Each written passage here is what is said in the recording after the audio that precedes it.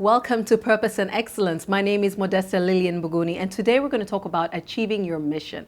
Now, a mission is a specific, often predetermined and self-imposed objective. So, for example, if my mission is to make sure that a third of senior management roles are held by women in Tanzania by 2020, let's say in the private sector to narrow it down, I would then want to cut down my mission into goals, strategies, objectives, and tactics so that I can achieve it.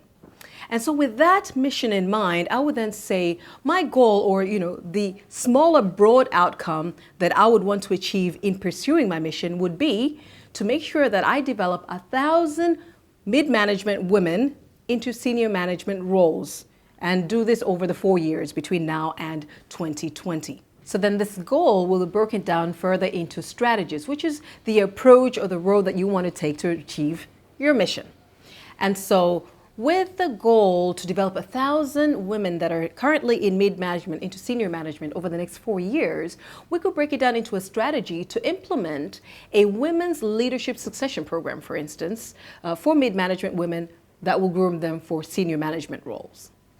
And then we'll look at, so how exactly would we fulfill this strategy? And that would be the measuring steps we want to take in objectives. So our objective could be to graduate and recommend all women that score 70% or higher to get into senior management roles. So finally, we then take these objectives and we break them down into tools or tactics that get us there. And so our tactic could be that we employ senior management women that are really successful and respected to solicit, to develop, and to groom these mid-management women on and off the program into senior management roles.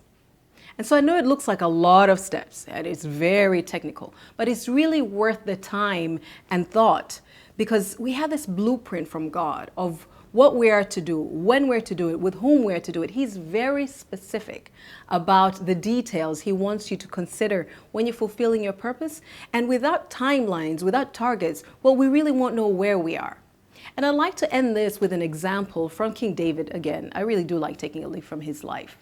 And King David, when he was about to build God's temple, he wanted to prepare it for his son Solomon to do.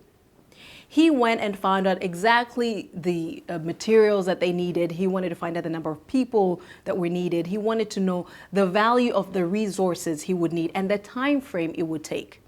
And he invested about $2 billion of just his personal treasury towards the cost. I mean, by the time this thing was done, it was a $250 billion project.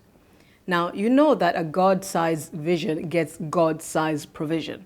And so knowing that your purpose is from God, it's not going to be something small. It's going to be something humongous. And so it is good for you to already count the cost and make sure that you put in the resources to make sure that you actually not only start well, but end victoriously. And this is actually going to be the topic for the next video. We want to look at all the resources you need and a very specific resource, the most important resource, people. How do you position yourself and make the most of the people around you so that you can fulfill this huge God-sized purpose and mission? Make sure you subscribe to our channel, that you interact with us on the platforms because we're going big and we need everybody we can around this. Thank you very much. Until next time on Purpose and Excellence, see you.